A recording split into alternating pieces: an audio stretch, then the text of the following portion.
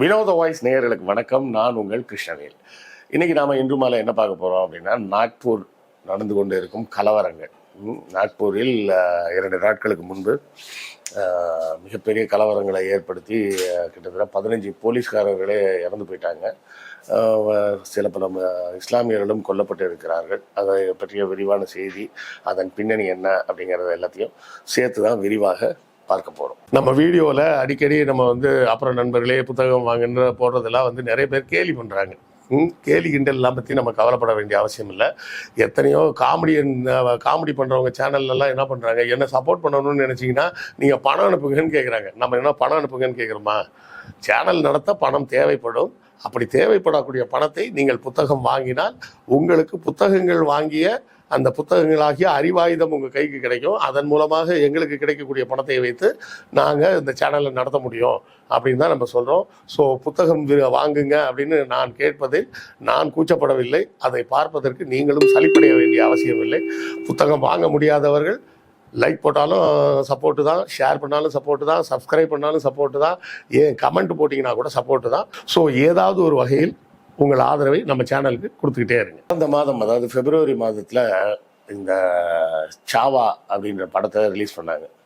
அதை ரிலீஸ் பண்ணும்போதே நான் சொன்னேன், கண்டிப்பாக இவனுங்க ஏதாவது கலவரம் பண்ணுறதுக்கு தான் இந்த ஐடியா பண்ணிகிட்டு இருக்காங்க. குறிப்பாக மகாராஷ்டிராவில் தான் இந்த கலவரத்தை உருவாக்குவாங்க அப்படின்னு சொல்லியிருந்தேன். எதனால் அப்படி சொல்லியிருந்தேன்னா, மகாராஷ்டிராவில் தான் அவுரங்கசீப்போட கல்லறை இருக்குது. ஸோ அந்த கல்லறையை வைத்து ஏதாவது இவனுக்கு அரசியல் பண்ணுவாங்க. ஏன்னா அந்த படத்தில் அவுரங்கசீப்பை தான் வில்லனாக காட்டி அந்த படத்தை எடுத்திருந்தாங்க. சரிங்க சார், அவர் சாம்பாஜியை கொன்னது உண்மை தானே அப்படின்லாம் கேட்கலாம். ஆனால் அதோட பின்னணியை புரிஞ்சிக்காமல் நிறைய பேர் பேசுகிறாங்க. சாம்பாஜி கொல்லப்பட்டது அவுரங்கசீப்பால் தான், அதில் எந்த மாற்று கருத்தும் இல்லை. ஆனால் சாம்பாஜியை போட்டு கொடுத்தது யார் அப்படின்னா அவங்க சின்னம்மா தான், சிவாஜியின் 3வது மனைவி, சோய்ராபாயின்னு பேர். அதன் பின்னணியெல்லாம் என்ன அப்படின்னு பார்த்தோம்னா நமக்கே ஆச்சரியமாக இருக்கும். என்னென்னா, அவுரங்கசீப் சிவாஜியோட ஒரு ஒப்பந்தத்தை போட்டு மன்சப்தார்னு அவரை ஏற்றுக்கிட்டார், அதாவது மன்னர் அப்படின்னு சொல்லி ஏற்றுக்கிட்டாரு. அதற்கு பிறகு அவரோட பேரன் சாகுவை அரசு விருந்தினராக இங்கே இருக்க சொல்லுங்க அப்படின்னு சொல்லி டெல்லியில் இருக்க சொல்லியிருந்தாங்க. 1707 அவுரங்கசீப் சாகும் வரை அவர் அங்கே தான் இருந்தார். அதுக்கப்புறம் தான் அவர் வந்தார்னு வச்சிங்களேன். அது ஒரு புறம் இருக்கட்டும். இந்த நேரத்தில் இங்கே நடந்த குழப்படி என்ன அப்படின்னு பார்த்தீங்கன்னா, அவுரங்கசீப்போட 3வது மகனாகிய அக்பர், அதாவது 2ஆம் அக்பர்னு நீங்கள் வச்சுக்கலாம் வேண்டாம். அந்த அக்பர் அவுரங்கசீப்பை கொன்னுட்டு அவர் ராஜாவாகணும்னு பிளான் பண்ணுறாரு. அவருக்கு சில முகலாய தளபதிகளும் உதவி செய்கிறாங்க. அந்த அக்பருக்கு உதவியாக சாம்பாஜி இருந்தது தான் பிரச்சனையே. அதாவது சின்ன வயசில் பார்த்தீங்கன்னா இவர் சாம்பாஜி ஒரே குடி பொம்பளை சோக்குன்னு சுற்றிக்கிட்டே இருக்கிறாருன்னு சொல்லி அவங்க அப்பா சிவாஜியே கடுப்பாகி அவர் தூக்கி ஜெயிலில் போட்டுடுறாரு. அந்த ஜெயிலேருந்து தப்பிச்சவர் அங்கேருந்து டெல்லி போகிறார். தப்பிச்சு டெல்லிக்கு போய் அக்பரை சந்திக்கிறார், 2ஆம் அக்பரை சந்தித்து அவர்கிட்ட பேசும்போது அவர் நான் உனக்கு ஹெல்ப் பண்ணுறேன் அப்படி இப்படின்னு சொல்கிறாரு. ஆனால் அங்கே இருந்த அந்த கோட்டையில் இருந்த தளபதி என்ன பண்ணுறாரு, அவரை பிடிச்சி அவுரங்கசீப்பை கொடுக்க போகிறார். இந்த செய்தி தெரிஞ்ச உடனே சாம்பாஜி அங்கேருந்து மீண்டும் தப்பிச்சு வர்றாரு. வந்தால் சிவாஜி மறுபடியும் பிடிச்சி ஜெயிலில் போட்டுடுறாரு. சிவாஜியின் மரணத்துக்கு பிறகு அக்பருக்கு நான் உதவி செய்கிறேன்னு சொல்லி சாம்பாஜி கிளம்புறாரு. அவர் பாட்டுக்கு அவர் வேலையை பார்த்துட்டு இருந்தால் அவுரங்கசீப் பாட்டு அவுரங்கசீப் வேலையை பார்த்துட்டு இருப்பார். இப்போ நீங்கள் யோசிச்சு பாருங்களேன், அவுரங்கசீப்போட மகனாகவே இருந்தாலும் அவனை அவுரங்கசீப்பே கொல்ல முயற்சி செய்கிறாருன்னா அவர்கிட்ட பார்த்துட்டு சும்மா இருப்பாரா? அதே போலத்தான் அக்பரை தேடி தான் அவர் வர்றார், 2ஆம் அக்பரை எப்படியாவது பிடிச்சி வரணுன்ட்டு. இதே மாதிரி தான் நம்ம கேள்விப்பட்டிருப்போம். 1ஆம் அக்பர் அவரது காலத்தில் ஜஹாங்கீர் பெரிய குடியாரனாக இருக்கிறான்னு சொல்லிட்டு அவரோட பையனை தான் வாரிசுன்னு சொல்லிட்டாரு உயிரோடு இருக்கும்போது. அதை கையில் வச்சுக்கிட்டு அக்பர் இறந்த உடனே அந்த பையன் நான் தான் ராஜாவாக போகிறேன் அப்படின்னு அவன் கலாட்டா பண்ண, ஜஹாங்கீர் ராஜாவானதுக்கப்புறம் கிட்டத்தட்ட 1 வருஷம் அவனை தேடி பிடிச்சி கடைசியாக பிடிச்சி கொண்டாந்து கண்ணை நோண்டி ஜெயிலில் போட்டார். ஸோ இதெல்லாம் சகஜமான விஷயம். ஒருவர் மன்னராக விரும்பும்போது அவருக்கு எதிராக யார் வந்தாலும், இல்லை அந்த எதிராக வருபவருக்கு துணையாக யார் வந்தாலும் அவர்களும் மன்னருக்கு எதிரியாகத்தான் கருதப்படுவார்கள். அது எதிரி நாட்டு மன்னனாக இருந்தாலும் சரி, பக்கத்து நாட்டு மன்னனாக இருந்தாலும் சரி. அப்போது தேவையில்லாமல் அக்பருக்கு நான் சப்போர்ட் பண்ணுறேன் அப்படின்னு சொல்லி சாம்பாஜி போனதுனால தான் அவுரங்கசீப் மீண்டும் இங்கே படையெடுத்து வர வேண்டிய சூழல் ஏற்படுது. அப்போ அந்த நேரத்தில் சாம்பாஜி தான் பெரிய அளவில் உதவி செய்கிறான்றப்போ என்ன பண்ணுறாரு, முதல்ல சாம்பாஜியை பிடிக்கணும்னு ட்ரை பண்ணுறாரு. அதுக்கு உதவியாக சொய்ராபாய் தான் இருக்காங்க. சொய்ராபாய் தான் என்ன பண்ணுறாங்க, இவர் சாம்பாஜி எங்கே இருக்கிறாருன்றதை போட்டு கொடுக்குறாங்க. அவர் போட்டு கொடுத்த உடனே அங்கே போய் கைது பண்ணிடுறாங்க. கைது பண்ணதுக்கு பிறகு அக்பர் சொன்னது ரெண்டே விஷயம்தான், 2 சான்ஸ் தரேன். ஒன்று, நீ இஸ்லாமியராக மாறிக்கோ, நீயும் நட்புன்னு நான் எடுத்துக்கிறேன். இல்லையா 3 விஷயம் செய். உன்னை பிடிக்கிறதுக்காக வந்த செலவு வந்து கிட்டத்தட்ட ஒரு 10 லட்ச ரூபா செலவாயிருக்கு. அந்த 10 லட்ச ரூபா காசை கொடுத்துரு. என் பையன் அக்பர் எங்கே இருக்கான்றதை சொல்லிடு. 3வது விஷயம், எங்கள் முகலாய படைகள்லேயே யாரோ ஒரு தளபதி வந்து அக்பருக்கு விசுவாசமாக இருந்துட்டு எனக்கு எதிரியாக செயல்படுறான், அவன் யாருன்றதை எனக்கு சொல்லிடு. இந்த 3 விஷயத்த செஞ்சால் போதும், நான் உன்னை விட்டுறேன் அப்படின்னு தான் சொல்கிறாரு. சாம்பாஜி அதை செய்ய முடியாது அப்படின்னு சொல்லி அது சொன்னால் கூட பரவாயில்ல, இதெல்லாம் ஒன்றும் ஒத்துக்க முடியாது, வேணா உன் பொண்ணை என்னை கட்டி வை, நான் உன்னை மன்னிச்சு விட்றேன் அப்படின்றாரு சாம்பாஜி. வீரம் விளை நிலம்னு வச்சிங்களா, வீரத்தின் விளை நிலம் அப்படி சொல்கிறாரு.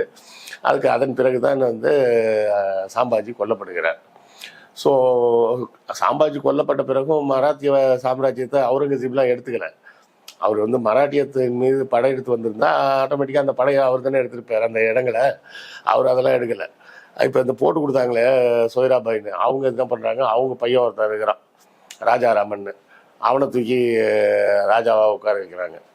அக்பர் அவன்கிட்டையும் படை உதவி கேட்குறாரு. இது தெரிஞ்சவுடனே மறுபடியும் அவுரங்கசீப் படையெடுத்து வர்றாரு.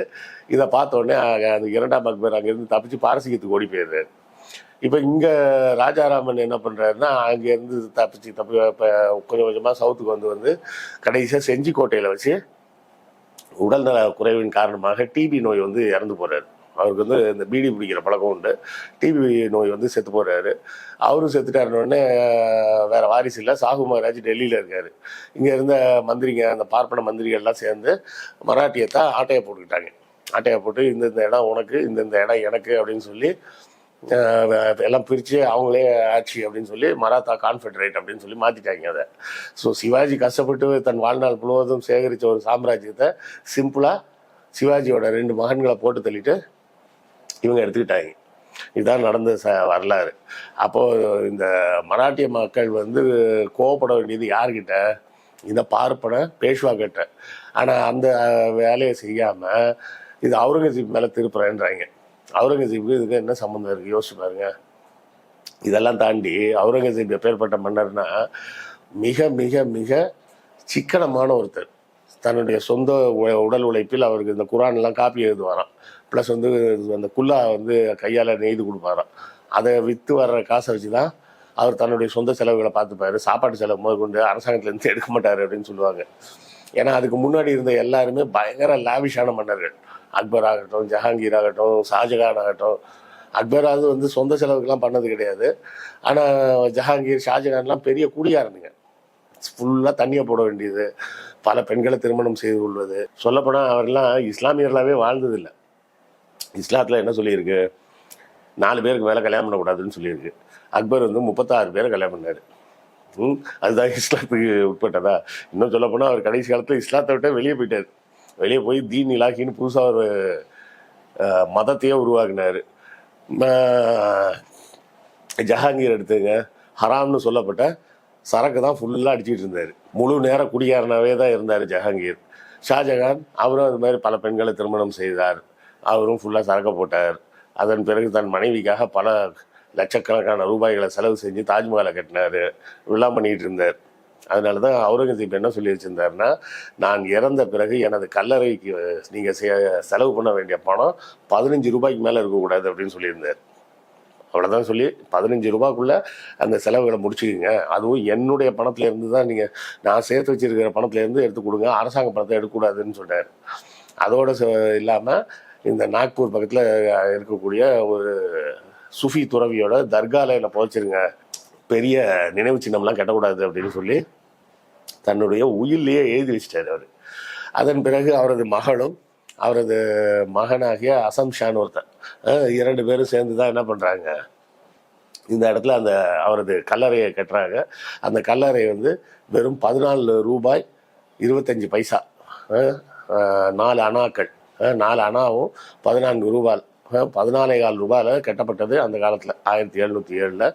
வெறும் 14,500 செய்யப்பட்ட ஒரு சமாதி அது. அதுவும் ரொம்ப சின்னதாக தான் இருக்கும். அதுவும் பிற்காலத்தில் வந்து ஒரு ஆங்கிலேய அதிகாரி தான், எவ்வளோ பெரிய ராஜாயா அவருக்கு போய் என்னையா இப்படி வச்சுருக்கீங்கன்னு அவர் தான் கொஞ்சம் காசெல்லாம் சொந்த காசை போட்டு பொலிங்கிக்கல்ல கொஞ்சம் கொஞ்சம் பெருசாக கட்டினார். அது கூட ரொம்ப பெருசெல்லாம் கிடையாது. இப்போ வந்து எங்கே வந்து நிற்கிறாங்கன்னா, அந்த அவுரங்கசீப் கல்லறையை இடின்றாங்க. அது இடித்து என்ன பண்ண போகிற நீ? அங்கே போய் அதுக்கு அடியில் இன்னொரு கோயில் இருக்குதுன்னு சொல்ல போறியா? அது ஏற்கனவே அங்கே தர்கா தான் இருக்குது. அப்போ அந்த தர்கா கோயில் எல்லாத்தையும் இடிக்க போகிறீங்களா? லூசு பயலுக மாதிரி ஆகிட்டாங்க அந்த படத்தை பார்த்துட்டு. அந்த படத்தை அப்படி தான் வடிவமைச்சிருந்தாங்க அவனுங்க. அவுரங்கசீப் தான் வில்லன், சாம்பாஜி தான் ஹீரோ அப்படின்ற மாதிரி அந்த படத்தில் சித்தரித்திருந்தார்கள். உண்மை விவரம் என்னன்னா அப்படியே ரிவர்ஸ். அவுரங்கசீப் அவர் பாட்டுக்கு அவர் வேலையை பார்த்துட்டு இருந்தார், சாம்பாஜி தான் போய் நோண்டிகிட்டு இருந்தாருன்றது தான் உண்மையான வரலாறு. சரி, இதெல்லாம் மறைச்சி இங்கே போய் குரானை கொளுத்தி விட்டுறது, குரானை கொளுத்தி விட்டு முஸ்லீம்கள் வந்து கோவப்பட்டாங்க பற்றியா, அதனால தான் வன்முறை வந்ததுன்னு கதையை திருப்பி விடுறது அப்படின்னு கலாட்டா பண்ணி, நல்ல வேலை போலீஸாவது கொஞ்சம் ஓரளவுக்கு ஒழுங்காக வேலை செஞ்சுருக்கிறாங்க அப்படின்னு சொல்லி நாம் பார்க்குறோம். அதில் 15 போலீஸ்காரர்கள் வேற கொல்லப்பட்டார்கள்னு சொல்லப்படுகிறது. இதெல்லாம் இன்னும் எத்தனை காலம் நாம் பார்த்து கொண்டே இருக்க வேண்டும்னு தெரியல. சகிச்சுக்கிட்டே இருக்க வேண்டியது. எத்தனை காலம் தான் இதெல்லாம் சகித்து கொள்வது? இந்த வடக்கன்ஸுக்கு இருக்கிற பண்ணுற அட்டூழியம் சுத்தமாக தாங்க முடியல. நாக்பூரை இன்னொரு அயோத்தியாக மாற்றுவதற்கு அவர்கள் முயற்சி செய்து கொண்டு இருக்கிறார்கள். இதை குறித்த உங்கள் கருத்துக்கள் என்ன அப்படின்றதையும் கமெண்ட்ல சொல்லுங்க. நானும் தெரிஞ்சுக்கிறேன். அடுத்த காணொளியில் சந்திப்போம். நன்றி, வணக்கம்.